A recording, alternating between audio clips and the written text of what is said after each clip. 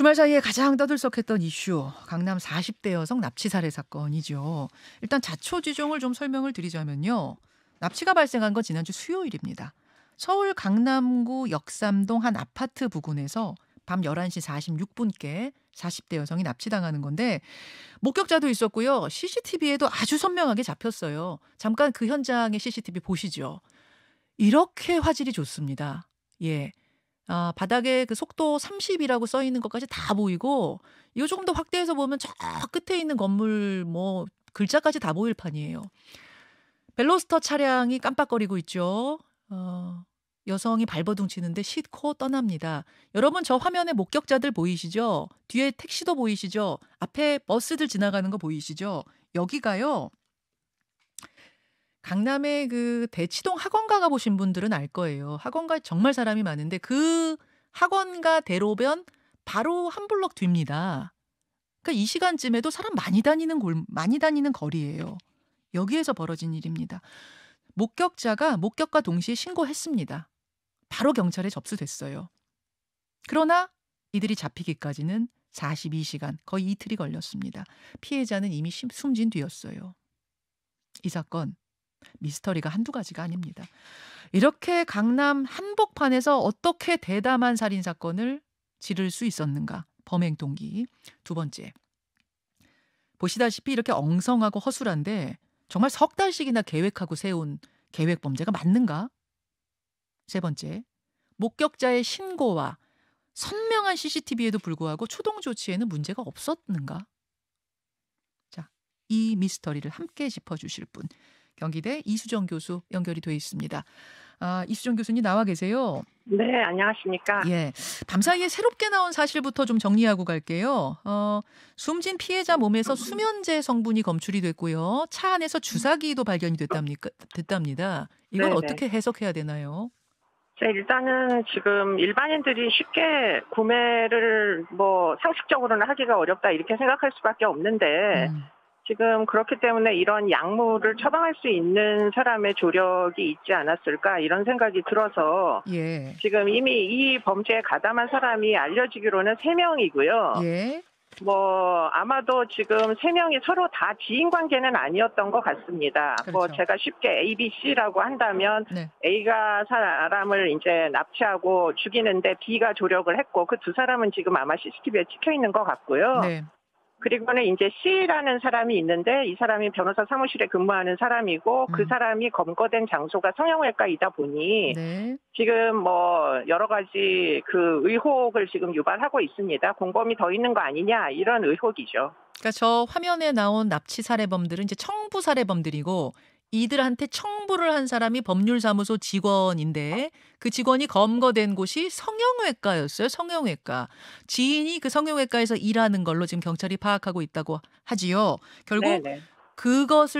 그쪽을 통해서 이 주사기와 수면제가 나온 게 아닌가 이렇게 보고 계신단 말씀이세요. 네, 그럴 수도 있고 물론 아닐 수도 있는데요. 예, 지금 일반적인 범행 수법이라고 보긴 좀 어렵습니다. 수면제는 그러면 발버둥 치는 그 피해자한테 이렇게 주사를 했거나 이렇게 봐야 되는 건가요?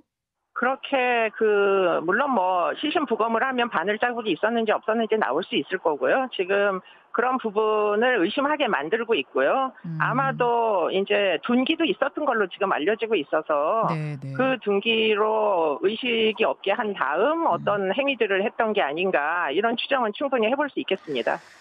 미스터리가 너무 많아요. 미스터리가 너무 많은데 첫 번째 미스터리. 너무 대담합니다.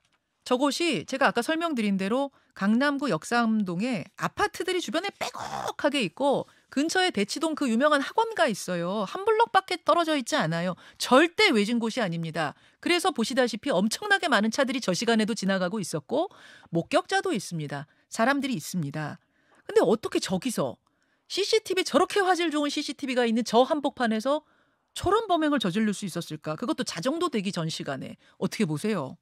네, 일단은 그렇게 CCTV도 많고 보안이 철저한 지역이다 보니까 아마 뜻한 바를 쉽게 이루기는 어려워서 그래서 결국은 2달, 3달을 미행을 했던 게 지금 확인이 되고 있고요. 그런 와중에 이제 도저히 빈틈이 없다고 생각을 해서였는지 모르지만 수법이 굉장히 대담해졌습니다. 목격자가 있음에도 불구하고 예. 그와 같은 일을 저질렀다는 건데 예. 그만큼 지금 절박하게 이 피해자를 납치할 수밖에 없는 어떤 사정, 예컨대 지금 꼭 이루어야 하는 사정, 그렇게 생각을 해보면 서로 간에 뭐 이 피해자와 지금 납치범 사이에 알고 있는 사람들 같으면 이러지 않을 것 같거든요. 그렇기 때문에 피해자와 이 지금 납치범들은 전혀 안면이 없고 빈틈을 노리기가 어려운 관계였다 이렇게 볼 수밖에 없고요. 지금 틀림없이 이제 그 장소에 있었던 목격자들은 신고를 해주셨습니다. 너무 감사하게도. 예, 예.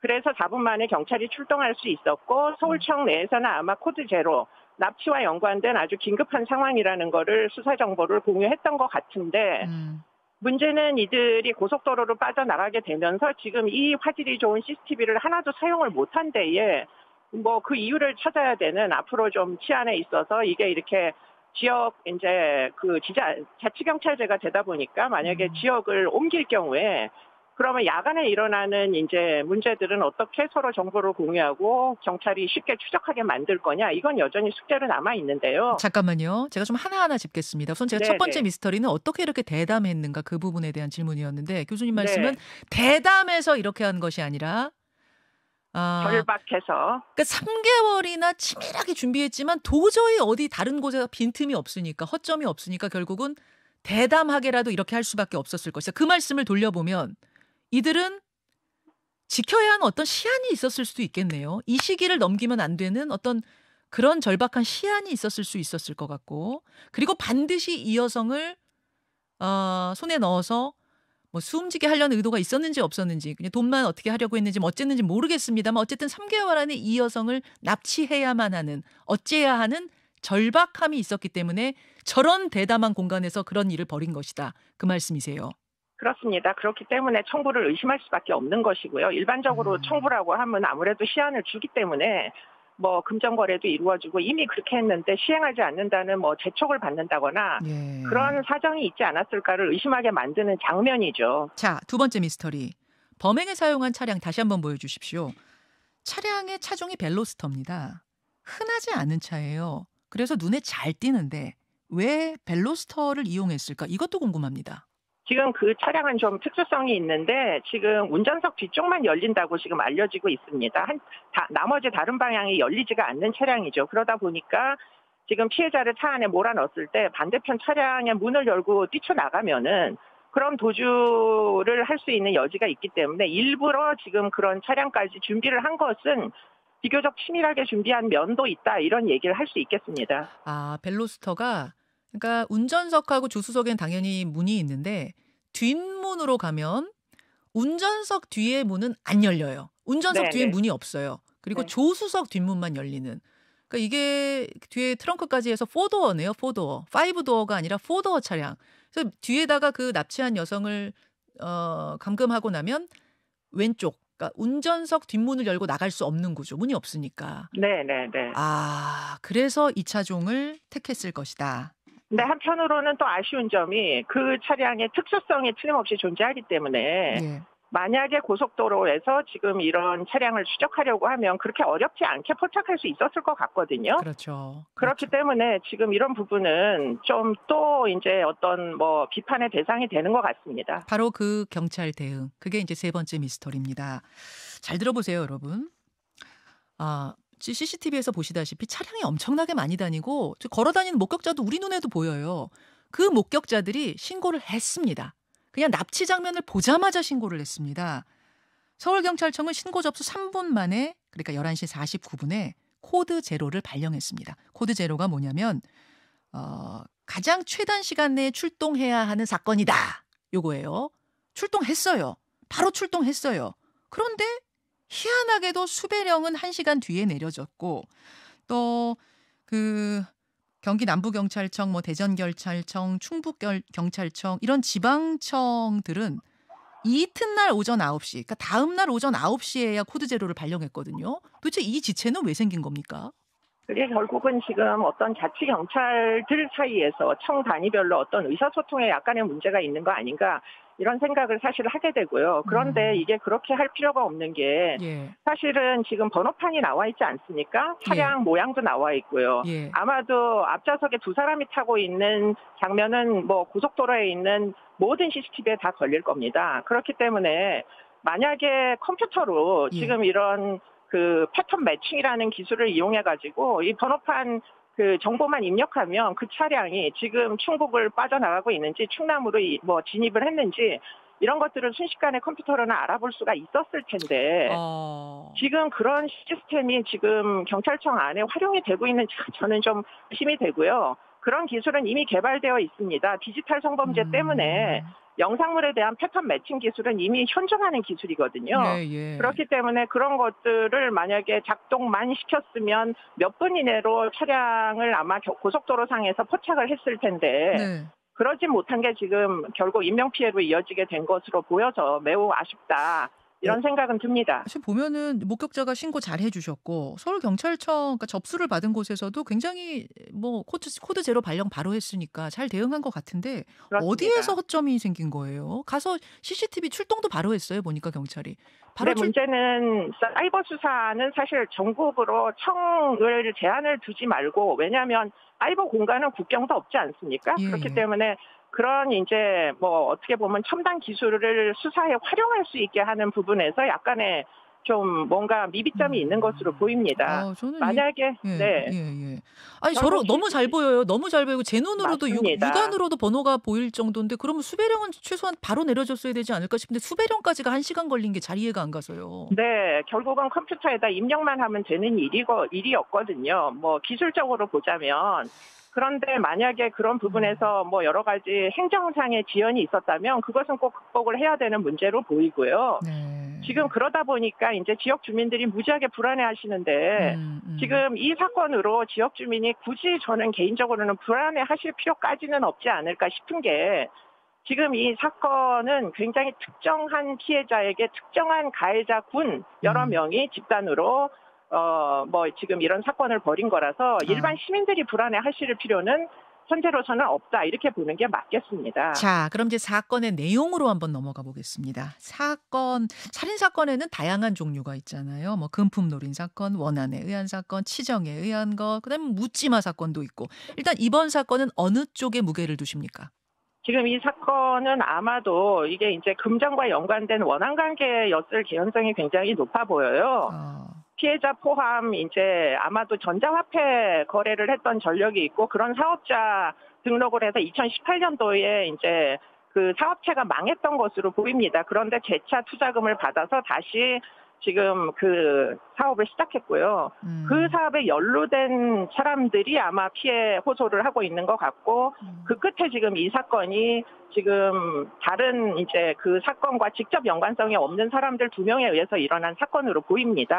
그러니까 그렇기 때문에 예, 말씀하십시오. 그렇기 때문에 이 사건은 뭐 계획범죄다 이렇게 볼 수밖에 없고 일반 여성들을 대상으로 하는 뭐 불특정 여성을 대상으로 하는 성범죄 사건하고는 완전히 질적으로 다르다 이렇게 보시는 게 맞겠습니다. 피해자와 그 피해 여성과 그 남편이 코인 투자 업체를 했다 이렇게 알려져 있죠. 저는 코인 투자 업체라고 그랬고 이게 뭐를 얘기하는 건가 싶은데 일단 뭐 코인 거래소라든지 이런 건 아닌 것 같고 자금을 모아서 그러니까 투자를 받아서 대신 뭔가 코인에 투자하는 이런 종류가 아니었을까 지금 보여요.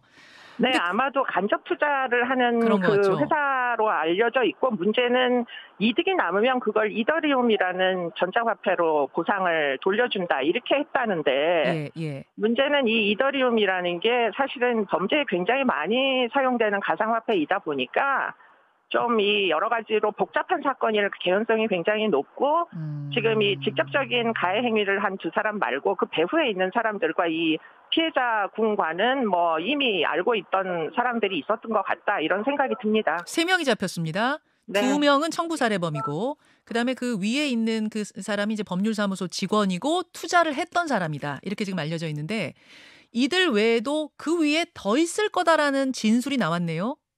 뭐 그랬을 개연성이 굉장히 높아 보이고요. 아마 투자자들이 지금 손해가 꽤 많이 발생한 것 같거든요. 그렇기 때문에 지금 그 배우가 뭐 몇 명인지 어디까지인지 그거까지는 수사를 해야 나올 것으로 보입니다. 상당히 복잡한 사건으로 보이죠.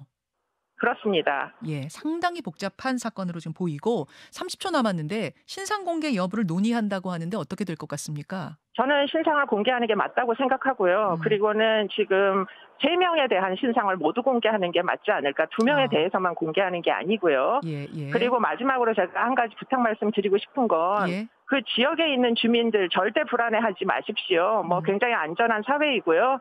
지금 이 사건은 어떤 특정한 관계에 의해서 일어난 거라 네. 일반 시민들이 위험에 처할 가능성은 거의 없습니다. 예, 예. 이 부분까지 당부해 주셨어요. 이수정 교수님, 고맙습니다. 고맙습니다. 김현정의 뉴스쇼는 시청자 여러분의 참여를 기다립니다. 구독과 좋아요, 댓글 잊지 않으셨죠? 알림 설정을 해두시면 평일 아침 7시 20분 실시간 라이브도 참여하실 수 있습니다.